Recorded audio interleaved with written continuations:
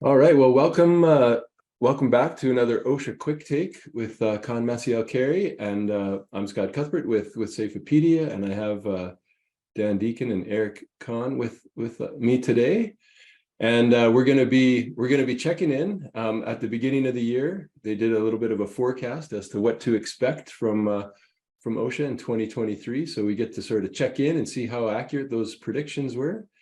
We're going to talk about enforcement and regulatory developments that have occurred, and probably predict a little bit of what might be happening in the remainder of the year. I think specifically with the rulemaking policy setting around heat illness and some other hazards. I know you guys will jump into, and then predictions for what employees can expect from OSHA for the remainder of the year, like I mentioned. So I will turn it over to the experts to dive right in. Well, thanks, Scott. We encouraged Scott to set up that how accurate were our predictions. Because they were accurate, we would have gone a different direction with this and right. Completely missed the boat. But generally speaking, we had a pretty clear idea of where OSHA was going heading into 2023 based on discussions we were having with our friends over at OSHA. And there was no guarantee about this, but they were ready to turn the page from the pandemic. As much as this had become the highest priority at OSHA, during the pandemic, the emergency rulemaking, national emphasis program, lots of guidance dealing with COVID-19 in the workplace. The agency had a lot of other really, really high priorities that it had to put on the back burner. And they felt like once the Supreme Court put the kibosh on their vaccination rule, and as the president was preparing to end the national state of emergency around COVID, the agency really shifted gears to address a bunch of really high priorities, some specific priorities, and a general priority to just ratchet up the enforcement machine. And one of the ways that we saw them do that was by staffing up in a significant way. And Doug Parker, the head of OSHA, President Biden's appointed head of OSHA, has continued to state that his highest priority as the leader of the agency has been to get the boots on the ground staffing back to a high level. Down at the end of the Trump administration, not necessarily because of the Trump administration, but also a lot to do with the pandemic and other budget issues. OSHA had the fewest number of compliance officers it had had, I'm pretty sure, in the agency's history. And they have spent the last 2 years on a hiring spree. And a lot of that was done through budget money, new budget money that, OSHA became a high priority for this administration. But in addition to that, they got a huge chunk of change through that first COVID relief legislation signed by President Biden in his first few days in office. Like $100 million was earmarked towards OSHA. And they have used almost all of that, what has been earmarked for compliance officers and other field office staff. And a really, really interesting thing has just happened with that.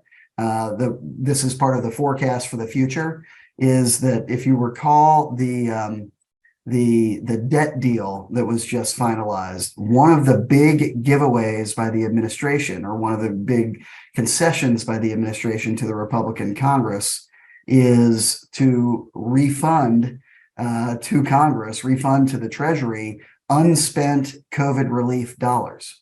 And most of that $100 million that OSHA was using from that COVID relief bill was for this hiring spree that I've just described.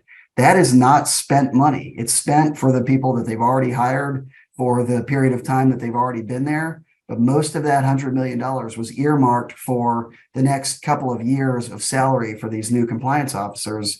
And OSHA has just had to return that to the Treasury.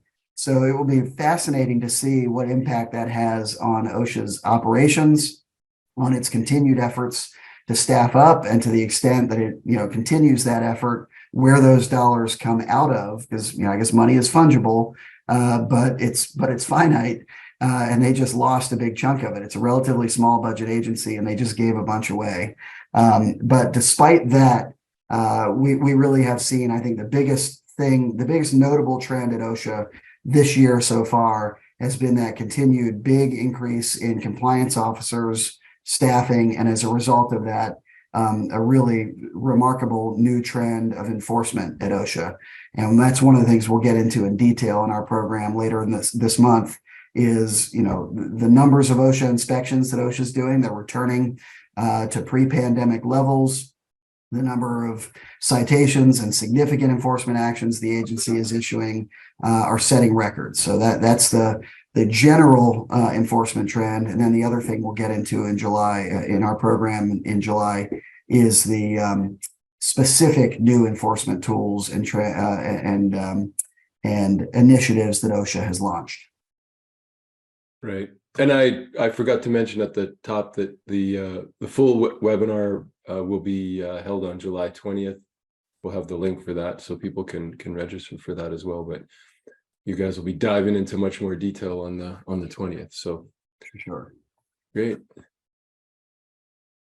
So you want to talk, I think, maybe a little bit, Dan, about some of the specific enforcement tools and initiatives that OSHA has launched. And these are things that won't be, if you've participated in our webinar program, you follow our OSHA Defense Report blog, these are things that we've been writing about and talking about, but this is the big highlight for 2023 are these specific enforcement initiatives that OSHA has launched. Sure. Yeah, we can dive in, starting first with the revisions to the Severe Violator Enforcement Program. I think we had about a 12-year span where the Severe Violator Enforcement Program had set standards. It was basically to qualify into the SVEP, where you're going to have, continuous inspections, follow-up inspections, and not just limited to the establishment or the workplace where the underlying citations may have been issued, but it could be any of your establishments throughout the country in a Fed OSHA jurisdiction. The criteria to really qualify into that SVEP program, there's really four things: any egregious enforcement action, which we'll kind of dive into a little bit when we get into the per instance enforcement tools that they have also revised. If there was one or more willful, repeat, or failure to abate citation related to a fatality or a catastrophe. And then really the big one and the thing that changed was if you received two or more willful, repeat, or failure to abate citations related to high emphasis hazards. And those high emphasis hazards were really limited to things like falls, silica, oil and gas, combustible dust, grain handling, lead.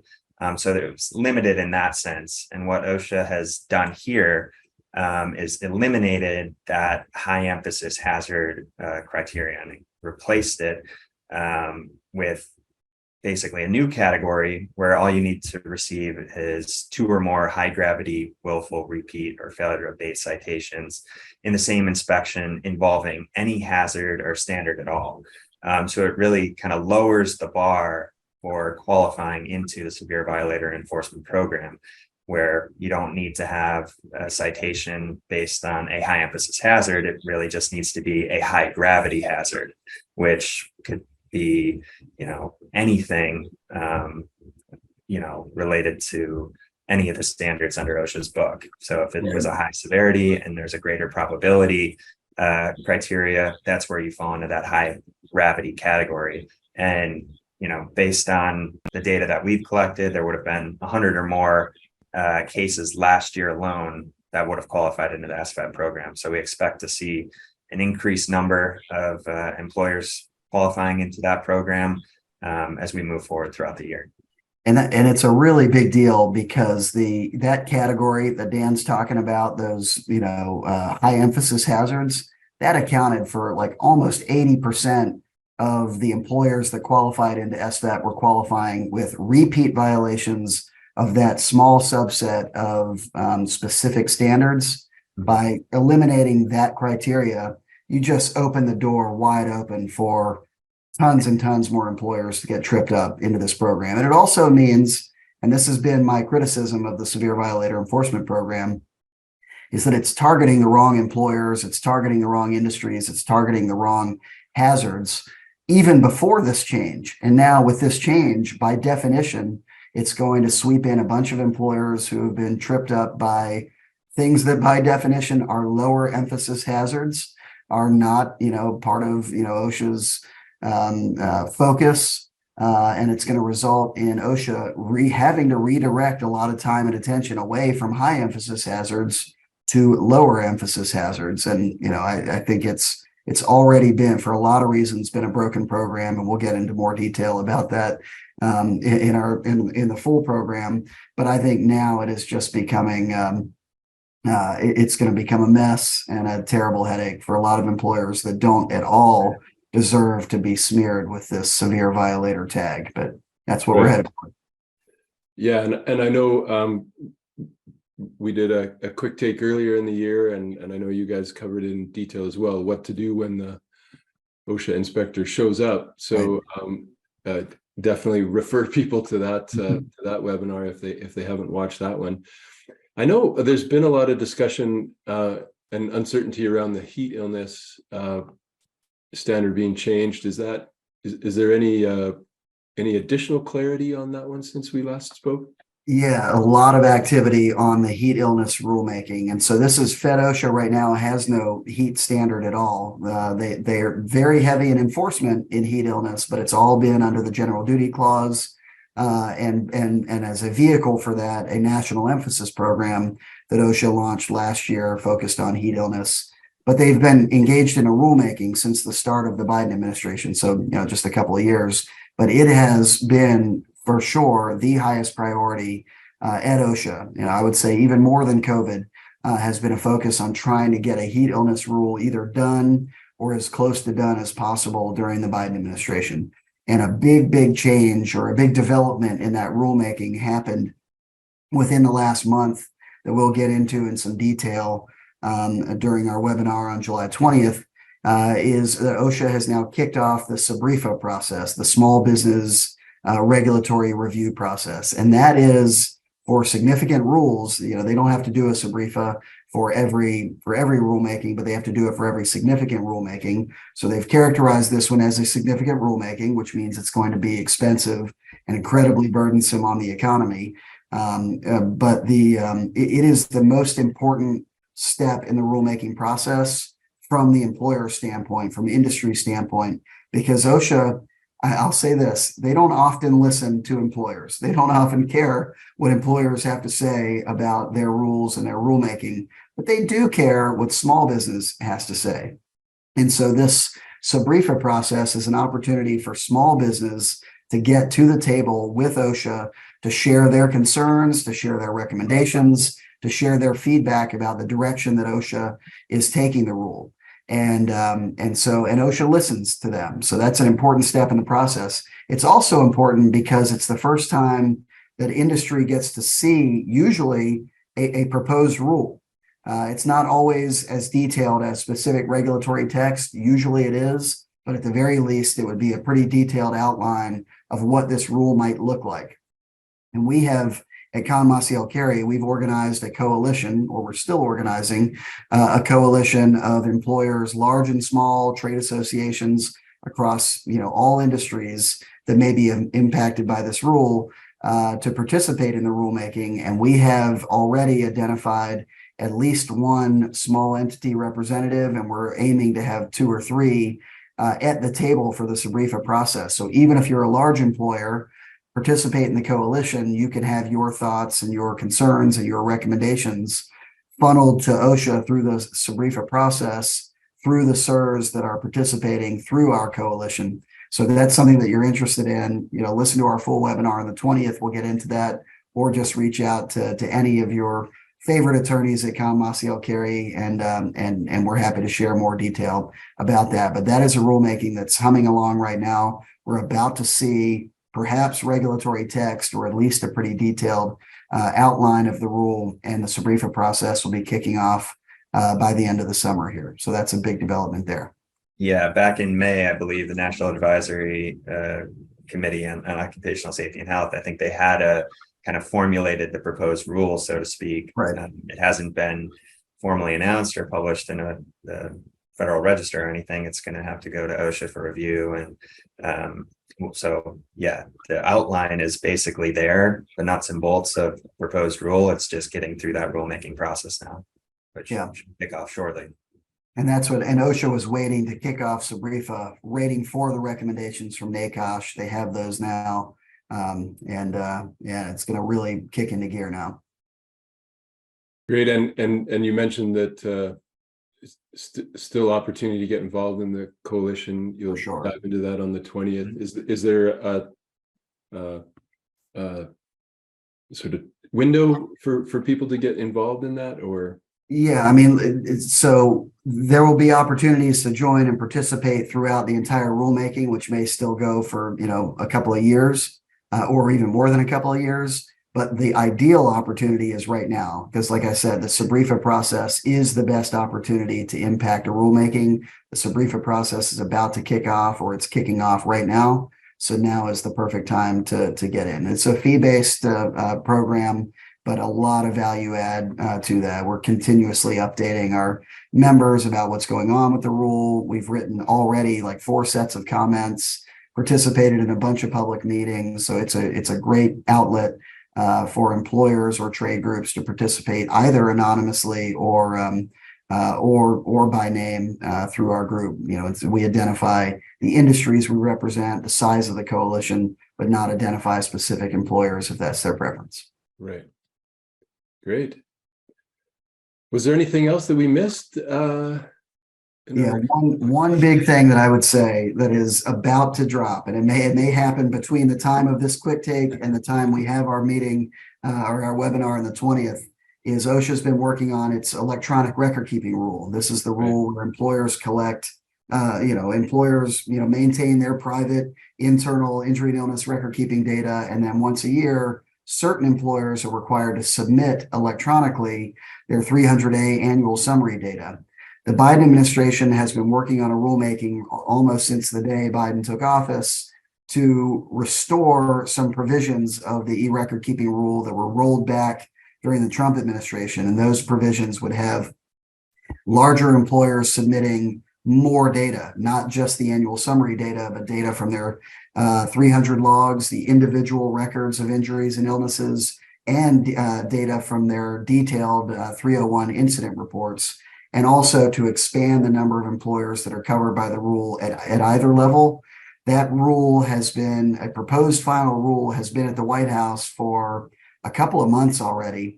And I've got pretty good information that rule is going to be finalized and issued imminently, maybe tomorrow. They like to do them on Fridays, to try and hide it in the slow news day. But it's going to happen within the next couple of weeks. I'm pretty sure we're going to see that final rule published. So whenever that happens, we'll probably do a special webinar to do a deep dive into what that final rule looks like, because we have an idea of what OSHA was trying to do with it. We don't know what it's going to be officially until they issue the final rule. So we're looking out for that any minute now, any day now. And perhaps if it happens before July 20th, we'll get into it in more detail in that program, but that's something employers definitely need to watch out for. And I might be getting off track a little bit, and we can veer back if I am. But I noticed there was some news about Texas rolling back the mandatory hydration breaks for construction workers. I think, I'm not sure if it was specific for construction or not, but that obviously you should have a hydration break. Shouldn't necessarily have to be mandated, but does that play into the heat illness standard that's going to be coming down as well? Yeah, absolutely. Absolutely. And this is, harken back to the vaccine requirements during the COVID pandemic, where you had states, Texas included, that were passing state laws that prohibited employers from implementing mandates. Then you had Fed OSHA that was working on a rule that didn't actually mandate vaccines, but it dabbled into that space. It was more of a test unless you can demonstrate that you've been vaccinated. But regardless of that nuance, there was this great tension between state laws and federal OSHA rulemaking. At the end of the day, there is a supremacy clause kind of issue here, where the federal government, if it has a rule, a regulation, a standard, or a law that conflicts with a state law, then that federal law should carry the day. And so now you've got a situation where OSHA doesn't have a standard for heat illness. Texas has passed a law that prohibits mandating, basically heat illness kinds of controls, there is no question that whatever rule federal OSHA publishes, it's going to have cool down, rest breaks built into it, hydration and cool down breaks built into the rule. So we will once again see this headbutting between conflicting state laws and federal regulations. And I suspect that's sort of the setup for why Governor Abbott did that, to show off that he is willing to butt heads with the federal government. But again, I think that is still probably at least 2 years away, and probably longer than that before OSHA finalizes that rule. But there is still a general duty clause, and the general duty clause mandates that you implement reasonable engineering and administrative controls to address a recognized hazard. So we may see that headbutting very soon, where Texas employers get cited by OSHA under the general duty clause for doing something that a state law has said they're not required to do. And we may see that fight happen even before there is a heat illness rule. But really interesting stuff. Federalism issues run amok around safety and health issues like we really never saw before the pandemic, and now we're seeing all the time. So interesting stuff. Yeah. So you guys are pretty accurate on your January predictions. So far, so good. So far, so good. And I know Dan had a prediction for maybe a little bit outside of the law practice, but he was telling me earlier who's going to win the Super Bowl. It's coming season. So was it the Bills? I'm guessing it was the Bills. Yeah, it is. The Bills. I got the shirt on here. He's got the shirt back in on. Buffalo right now, so I gotta rep the team. Well, I'm down in Washington, D.C., and I will also make a prediction that it will not be the Commanders. I feel like my prediction is more likely to be right. Yeah, well, we'll hold down to that one, and we'll check back in and definitely in the early part of the new year. So yeah, let's do that. Yeah. Excellent. Thank Great. you. Well, thanks. Yeah, thanks, Dan. Thanks, Eric, for joining. Again, the full in-depth webinar will be on the 20th, and we'll have links to that included below this one, so you guys can click over and register and tune in. I'm sure there'll be more of the team there as well on the 20th, and definitely interesting developments, and definitely, like you say, lots of interesting things to look forward to, as the year progresses. So thanks again for joining. Thanks, Scott. Thanks, Scott.